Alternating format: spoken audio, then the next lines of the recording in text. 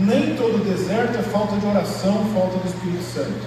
Deserto é também um lugar de preparação, um lugar de crescimento, um lugar de intimidade com Deus. Onde foi tentado pelo demônio durante 40 dias, quaresma, 40 dias. Durante esse tempo ele nada comeu, e terminado esses dias teve fome. Disse-lhe então o demônio: se és filho de Deus, ordena esta pedra que se torne pão. Jesus respondeu: está escrito, não só de pão vive o homem, mas de toda a palavra de Deus. O demônio levou-o em seguida a um alto monte e mostrou-lhe em um só momento todos os reinos da terra, e disse-lhe: dar-te-ei todo esse poder e glória desses reinos, porque me foram dados, e eu dou a quem eu quero. Portanto, se te prostrares diante de mim, tudo será teu. Jesus disse-lhe: está escrito, adorarás o Senhor teu Deus e só Ele servirá. O demônio levou ainda a Jerusalém, ao ponto mais alto do templo, e disse: se és filho de Deus, lança-te daqui abaixo, porque está escrito, ordenou a seus anjos a teu respeito que te guardassem e que te sustivessem em suas mãos, para não ferires o teu pé em alguma pedra. Jesus disse: foi dito, não tentarás o Senhor teu Deus. Depois de tê-lo assim tentado de todos os modos, o demônio apartou-se dele até outra ocasião. Palavra da salvação. As três tentações que todo homem passa: ter, ser e poder. Ter, ser e poder. Toda a tentação vai cair nesses três tipos: ser mais, ter mais poder ou ter mais. Sempre cai nisso. O Espírito Santo levou Jesus para o deserto. No deserto é um lugar onde a gente pensa no essencial. Perceba que o demônio tentou Jesus a partir do essencial. Começou no essencial.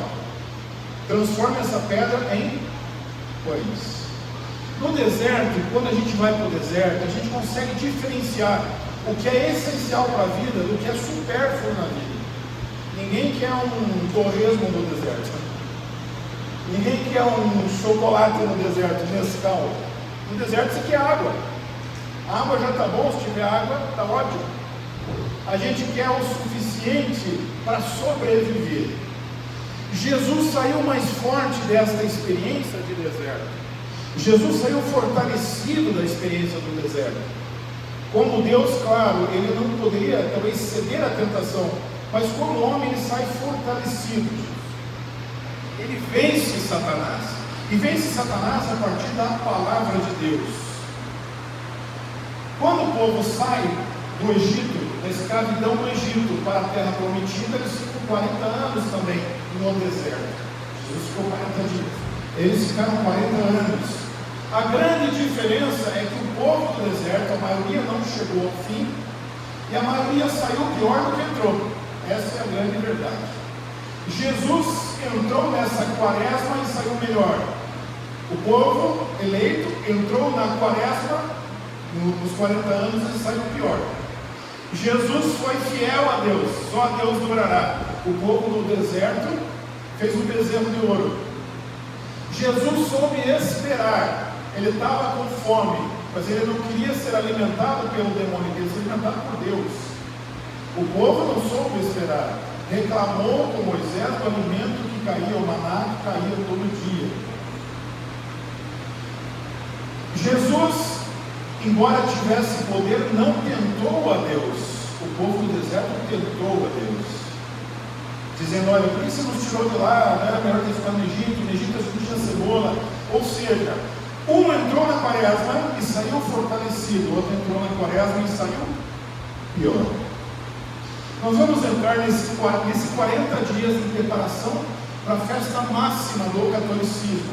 A festa mais alta, mais sublime da igreja não é o Natal, é a Páscoa. Porque a Páscoa Jesus venceu a morte. Porque a Páscoa Jesus ressuscitou. Porque na Semana Santa Jesus entregou o seu sangue por nós. E por isso a igreja faz uma preparação para que a gente cresça como pessoa. Porque se a gente não tem preparação, a gente não aguenta o tranco. Sim? Eu sempre conto uma historinha em palestra motivacional, vou contar para vocês. Eu gosto de esporte, eu sei que não parece, né? Dentro de mim existe um cara sarado, o gordinho engoliu ele. O gordinho comeu o cara sarado. Mas todo gordinho, eu sempre fui gordinho, tem trauma de corrida. Se tem uma coisa que gordinho não gosta em geral é correr. Tem alguns que gostam, eu detesto correr. Eu gosto de bicicleta, eu gosto de luta, eu gosto de esporte, eu gosto de basquete, eu gosto de arte marcial, mas eu detesto correr. Eu era o gordinho que quando na infância ficava para trás, naquelas pistas malditas de volta assim, né? Que não podia ser uma reta, tem que ser daquela de volta para o cara te dar 5 voltas. Eu era o gordinho que o pessoal, ô gordinho, vai lá gordinho, os magrinhos não voltam. Eu não sei como é que eu nasci, porque o meu esperma devia ser pesado, tá? O esperma do papai já devia ser pesado. E eu fui o primeiro, não sei como, é um milagre. Quando eu me matriculei aí eu pensei, bom, vou sarar esse trauma. Tive uma brilhante ideia, me matriculei na meia maratona de Curitiba. Como é que o Daniel estava?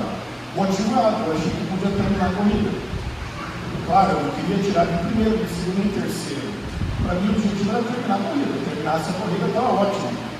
Me preparei mentalmente. Estava na largada, como não sou da corrida, né? Mas eu tracei um planejamento, uma estratégia. Eu pensei, eu vou dar um gás, vou abrir esse pelotão que todo mundo fica se batendo no começo, né? Sai uma galera tudo junto, você vou dar um gás no começo. A hora que eu abrir espaço, eu vou só manter o ritmo. Estava lá minha mãe, meu pai e tal, deram largada, eu saí de novo. Aí minha mãe gritou para me apoiar, vai lá, filho! Isso foi uma loucura. Foto flash. Até os 169 metros eu vi o bicho. Depois de 169 metros estava mortão. Cansei. Dei muito gás no começo. E parei a corrida. Descobri que maratona é um pouquinho bem feito todo dia. Não adianta você sair empolgadaço e não concluir a corrida. Vida cristã é assim, você pode ser empolgado do retiro, não adianta se você não chegar na linha de chegada. Você pode sair empolgado da operação, mas não adianta se você não tiver gás para chegar aonde que Deus quer que você chegue. Motivação eu tinha, só não tinha preparação. Tem católico que tem motivação, quer fazer, quer chegar, quer crescer, quer orar melhor, quer ministrar melhor, quer rezar melhor, quer ter mais intimidade com Deus, só não tem preparação. E não tem preparação porque o que cabe a ele pensa que Deus vai fazer, que vai fazer. Quaresma é esse tempo de preparação, é tempo da gente parar de ser chato e de parar de olhar para o pecado do outro e começar a olhar para o nosso pecado. E nós temos pecado pra caramba, para arrumar. Tanto pecado que 40 dias não dá conta, uma vida inteira para dar conta, e ainda não vamos dar conta. Quaresma é o momento de a gente olhar para o cara do espelho em primeiro lugar. Música do Michael Jackson, né? Eu olho para o cara do espelho, eu começo com o cara do espelho. Se eu quero mudar o mundo, eu começo com o cara do espelho, com a moça do espelho, aquele que eu vejo de manhã. Que quem não quer mudar está sempre colocando a culpa no outro, e vendo o pecado do outro, e o defeito do outro, e nunca olha para si mesmo. E que não olha para si mesmo não cresce, não desenvolve. Porque não admite o seu pecado, não cresce. Então nós vamos falar de 4 elementos aqui, rapidamente, de uma boa quaresma. O que a gente pode fazer para completar uma boa quaresma? Quais são os passos? Então, primeiro, a quaresma é um tempo de treinamento espiritual. É também um lugar de provação, mas é um tempo e um lugar de intimidade com Deus. Jesus foi levado para o deserto para ser tentado, mas também Jesus ia para lugares desertos para ficar sós com Deus, para sair do barulho, para sair do agito. Deus quer falar, mas se a gente não para, se a gente é agitado, como é que eu vou ouvir a vontade de Deus na minha vida? Não tem como. Se eu não tiver o ouvido treinado e atento para escutar Deus, como Deus vai falar comigo? Eu tenho que parar. Catecismo diz assim, parágrafo 1095: a quaresma é um tempo favorável para a escuta da palavra de Deus. Na quaresma, leia um bom livro espiritual, faça a leitura diária da missa, pegue um diário espiritual, faça uma lectio divina, pegue a Bíblia, leia 2 capítulos do Novo Testamento, de algum livro do Novo Testamento. De alguma maneira, deixe Deus falar com você através de um texto espiritual. A quaresma tem os remédios da alma: oração, jejum e esmola. Ponto 2, o tripé da conversão, do crescimento: oração, jejum e esmola. Não são práticas opcionais por católico, deviam ser práticas frequentes e algumas até obrigatórias. O que elas combatem? A concupiscência da carne, a concupiscência dos olhos e a soberba da vida. Quando eu oro, eu me aproximo de Deus. Quando eu jejuo, eu disciplino a minha vontade e o meu corpo, para que a alma governe sobre o corpo. Normalmente quem é desequilibrado no comer é desequilibrado em outras áreas também. Normalmente quem não se controla na comida, um gordo falando disso, né? Bonito. Normalmente quem não se controla na comida não é desregrado em sexo e outras coisas, sensualidade. Uma coisa está ligada à outra. Oração, jejum e esmola. Na esmola é o desapego dos bens materiais e aumenta o amor ao próximo. Então, oração, reato com Deus. Jejum, reato comigo mesmo. Esmola, reato com o próximo. Aquele jejum que eu faço, eu reverto para alguma comunidade, para alguém doente, para alguém sem emprego. Eu faço uma ação de amor ao próximo, especialmente agora. Mateus 6,16, Jesus diz: quando jejuardes, não tomeis um ar triste como os hipócritas, que gostam que as pessoas vejam que eles estão jejuando.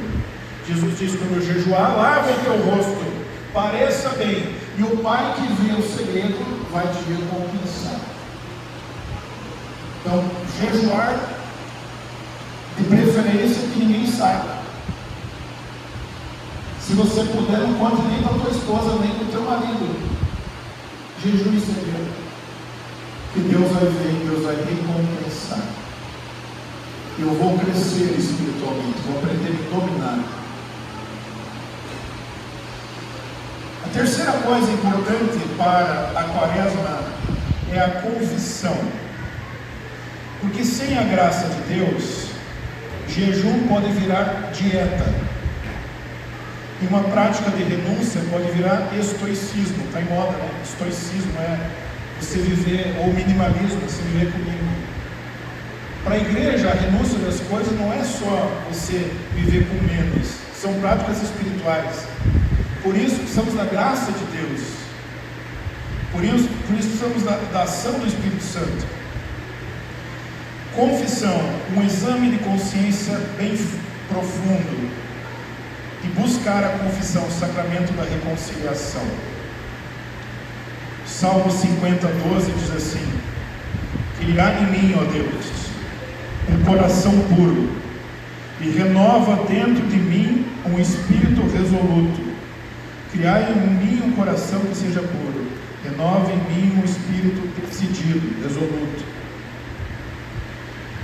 A oração faz com que a gente tenha um espírito novamente decidido. O jejum faz isso, nos dá força, nos tira a preguiça espiritual, nos tira a tibieza, nos tira da multidão, nos tira do meio do caminho, nos tira de cima do muro. Quaresma é tempo de crescimento. Claro, você vai fazer conforme o teu estado de vida. Se você é jovem, você vai fazer também o jejum completo. Se você é idoso, até liberado do jejum, você vai ver se você aguenta fazer. Você pode fazer só numa refeição, você pode fazer 2 dias, depende do teu nível de espiritualidade. Escolha alguma coisa que você dê conta de fazer. Sou pedreiro, não vou ficar sem comer. Vou fazer um jejum de caminhada. Escolha o que você vai fazer, conforme o teu estado de vida, conforme aquilo que você possa. Confissão sacramental. Então nós católicos sabemos que podemos confessar a Deus, mas a confissão a Deus, ela tem que ter um arrependimento perfeito, uma contrição perfeita, que dificilmente nós vamos ter. Vou contar uma história pesada para vocês. Zachary King, ex-satanista, mago satanista, se converteu, começou a ajudar o padre exorcista. Entrou para a equipe do padre.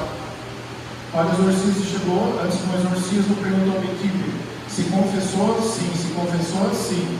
Terceiro, nunca tinha visto o cara lá. Se confessou e falou sim, diretamente a Deus. Quarto, confessou? Sim. Aquele que falou diretamente a Deus era um pastor de outra denominação, que foi para acompanhar o exorcismo, aprender sobre o exorcismo. Quando a coisa começou a pegar, o inimigo, uma pessoa, jogou na cara daquele pastor todos os pecados que ele cometeu desde os 13 anos de idade. Precisaram tirar o cara do lugar. Mas ele tinha confessado a Deus. Mas não houve uma contrição perfeita. Sacramento, para quem pode ainda, né? Sacramento é a maneira ordinária do perdão de Deus, dada por Jesus. Jesus soprou o Espírito Santo. Deixa eu lembrar o versículo. Ide batizar em nome do Pai, do Filho e do Espírito Santo. A quem perdoar os pecados serão perdoados. A quem vocês retiverem os pecados serão retidos. João 20, 21. Poder dado de Jesus à sua igreja para perdoar pecados em nome dele. Quem perdoa os pecados é Jesus através do Padre, não é o Padre. Ah, mas o Padre é pior que eu. Talvez até seja, mas ele perdoa em nome de Jesus. Não depende da santidade dele, graças a Deus. Nenhum sacramento depende da santidade do Padre, graças a Deus. Graças a Deus. Tem Padre Santo, tem Padre não tão santo. O sacramento permanece o mesmo. Jesus não quis que dependesse da santidade dos ministros, mas da bondade de Deus, da graça de Deus. Ok? Então, confissão sacramental, bem feita, sem esconder nada. Todos os pecados graves eu tenho que confessar para minha confissão ser válida. Se tem uma coisa que eu tenho vergonha, eu não confesso, minha confissão não foi válida. Mas, se na hora eu tentei lembrar de tudo, falei tudo e esqueci, não propositalmente, a confissão valeu, eu fui absolvido. Ok? Então procura um padre. Tem confissão com Jesus, tem confissão na catedral, tem confissão aqui na Santa Stanislau, tem um monte de lugar, na sua paróquia tem confissão. Procure o sacerdote que se confessa. Daniel, eu sou divorciado, posso me confessar? Se você não está em união irregular com outra pessoa, você pode se confessar. Divórcio não é objeção à confissão. O que é objeção à confissão é uma união irregular, uma união que não foi declarada nula a primeira. Então Jesus fala em Marcos 10, aquele que se separa de alguém e casa com uma outra pessoa comete adultério. Se alguém larga sua mulher, casa-se com outra, comete adultério contra a primeira. Se uma mulher larga seu marido, casa-se com outro, comete adultério contra a primeira. Para isso existe o tribunal eclesiástico, uma maneira de regulamentar isso. Eu não posso, Daniel, estou numa situação irregular. Aí você vai confiar na graça de Deus mesmo, que é enorme, na misericórdia de Deus, que é enorme. Aí sim você vai fazer uma confissão diretamente a Deus e pedir a Deus que na misericórdia te perdoe. Ok? Beleza?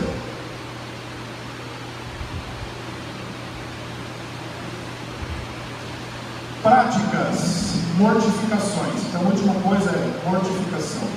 O que é mortificação? Não é jejum, é você oferecer alguma coisa que te custa para Deus. Me custa, por exemplo, ficar um dia sem ver celular. Pode ser algo que eu ofereço para Deus. Me custa ficar sem ver sobre futebol. Vou oferecer para Deus a quaresma. Me custa ficar sem doce. Nossa, não aguento, tem que comer um doce depois da janta. Vou oferecer para Deus, para a conversão de alguém, ou para tirar uma alma do purgatório. Oferecer a Deus ao sacrifício de cruz, ou nisso ao sacrifício de cruz, para que Deus age. Então, mortificação. Juntei aqui da mesa. Eu falo palavrão. Eu vou falar, glória a Deus, Jesus. Uma mortificação. Se vontade de xingar, não xinguei, uma mortificação. A minha mulher ia pagar a conta e não pagou, me deu uma multa do atraso. Eu ia soltar os cachorros nela. Mas eu falei assim, Jesus, eu vou te entregar para a conversão das pessoas e da minha conversão. Vou ficar quieto. Mortificação. O seu filhinho fez xixi no tampo do vaso de novo, a 20ª vez. Você já está louco de cobrar o seu filhinho para o filhinho baixar no tampo ou não mijar no tampo. Na casa acontece bastante. Meus filhos não sei, eles são saudáveis, parece que tem modo parte. É um negócio assim, eles lavam, né? Vira ruim. Então nessa conversa eu falei, Jesus, eu vou parar um pouquinho mais inclinar os meninos. E nessa eu vou oferecer. Então mortificação é isso, eu vou oferecer alguma coisa que me custe.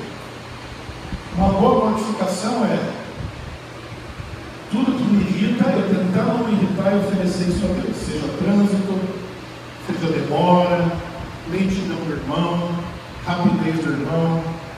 Isso me custa bastante. Uma vez, quando a gente é jovem, a gente acha que é Superman, né? Ainda mais recém-convertido.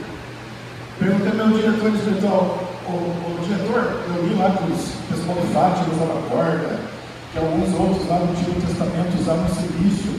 Eu falei, deixa eu usar esse negócio aí. Silício, para quem não sabe, é um ferrinho, né? Fica te incomodando, brincando, né? Espetando. Ele falou, você não aguenta nem com as coisas do dia a dia, você tem que inventar isso. Comece modificando as coisas do dia a dia. Comece cortando a reclamação e ofereça a Deus. E finalmente não tente fazer tudo junto, que daí não vai fazer nada. Faça uma coisa bem. Escolha uma coisa só. Vou ficar sem tal. Vou jejuar meio-dia. Vou oferecer uma refeição. Vou cortar a sobremesa. Um dia eu vou ficar sem filme. Um dia eu vou ficar sem seriado, sei lá. Vou ler a Bíblia. Vou rezar o terço, não rezo o terço do dia. Vou rezar o terço. Pelo menos na quaresma, e vai que embala, depois eu continuo. Então vou rezar o terço. 40 dias. 15 minutos. Ou vou ler a palavra, não sei, escolha alguma coisa para viver bem a quaresma.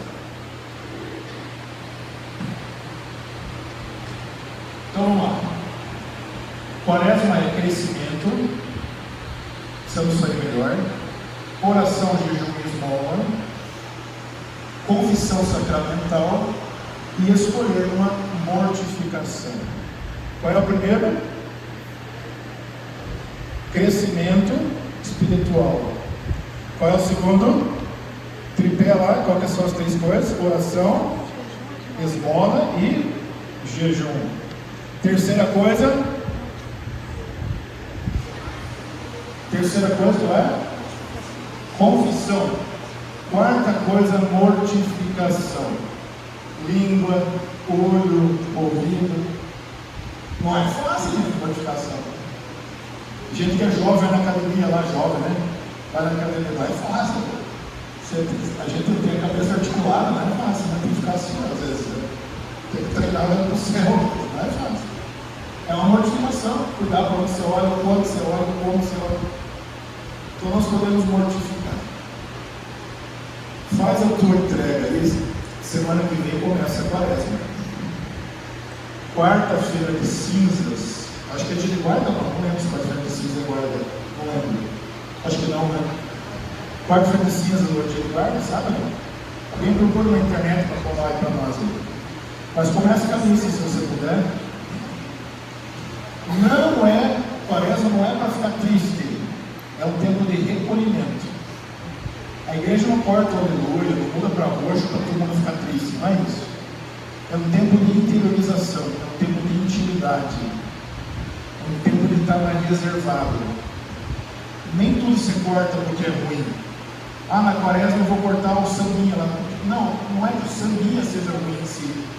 É que não é o momento. Quaresma é tempo de conversão. E finalmente, os tempos litúrgicos da igreja não são só uma marcação humana. Ah, a igreja disse aqui, instituiu que aqui vai ser quaresma. Não é só isso. A igreja tem poder de ligar e desligar. Tudo que ligares na terra será ligado no céu. Tudo que desligares na terra será desligado no céu. Por isso, o quaresma é realmente um tempo de conversão própria e conversão dos outros, conversão da humanidade. É na quaresma que você tem que entrar em batalha mesmo, para orar pela tua família, para orar por você, para orar pelo mundo. É um tempo apropriado da graça, é um tempo especial da graça de Deus, para a conversão nossa e para a conversão dos irmãos. Amém? Feche o seu olho um pouquinho.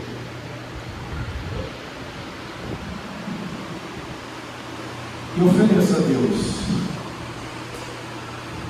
Pense em o que você vai fazer, ou se você quer fazer. Queria que você saísse desse grupo com um propósito definido. E pensasse no começo desse texto hoje, que falou assim: Jesus estava cheio do Espírito Santo, mas o Espírito o levou para o deserto para ser tentado pelo demônio. Deus quer que a gente cresça, e por isso Deus às vezes usa até a provação e a tentação para o nosso crescimento, porque só existe crescimento com prova, com resistência, com dificuldade. Não existe crescimento sem renúncia, sem um pouquinho de esforço, sem corresponder à graça de Deus. Agora, o importante é a gente entender que com o sopro de Deus, o gás não acaba. A comida minha acabou porque o ar acabou, mas o ar de Deus nunca acaba. E por isso, principalmente, você vai pedir para Deus a graça de cumprir aquilo que você quer cumprir. Você vai pedir de presente isso. Essa força você vai pedir para Deus. Senhor, eu sou fraco, eu não consigo me dominar. Há muito tempo, Senhor, eu estou lutando contra esse vício, eu não venci. Já tentei de tudo, Jesus. Já tentei terapia, já tentei psicólogo, já tentei remédio, mas eu não tentei o suficiente a tua graça, Jesus. Então você vai pedir: Senhor, dá-me a tua graça.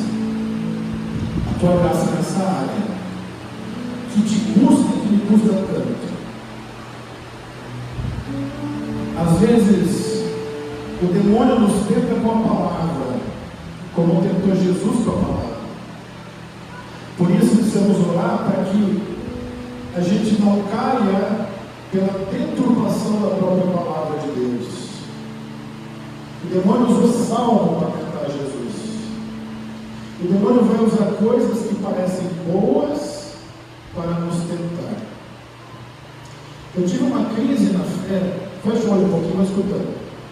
Tive uma crise na fé ano passado, que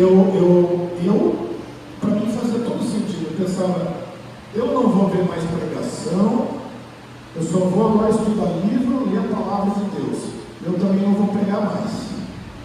Porque eu pensava: bom, todo mundo é pecador, todo mundo tem defeito. Eu tenho defeito, que adianta ficar pregando, que adianta ficar vendo pregação? Foi uma tentação.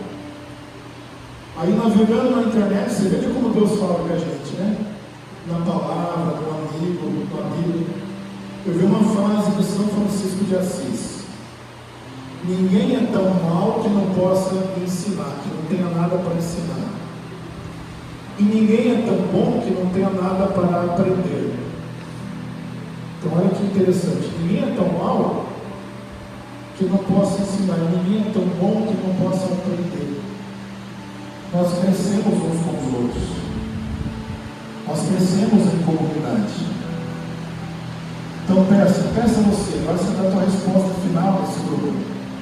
Jesus, é aí que a tua graça tem que tocar, é aí que o Senhor precisa me dar força, é aí, Senhor, que eu quero vencer, é isso que eu quero te entregar. Dá-me, Senhor, um coração decidido, me dá-me principalmente querer, Senhor, ser melhor, querer ser melhor, Jesus, porque há muito tempo, Jesus, eu não quero ser melhor, eu me acostumei com o deserto. Não estou nem na vida velha, não estou nem na vida nova. Não estou nem no Egito mais, não estou nem na terra prometida. Pronto, Jesus, virei um católico medíocre, médio, no meio do caminho. Não, eu não posso ficar no meio do caminho. Caminho é um lugar, o meio do caminho é um lugar que eu vou passar, não é um lugar que eu vou parar, onde eu queira parar. Vamos cantar.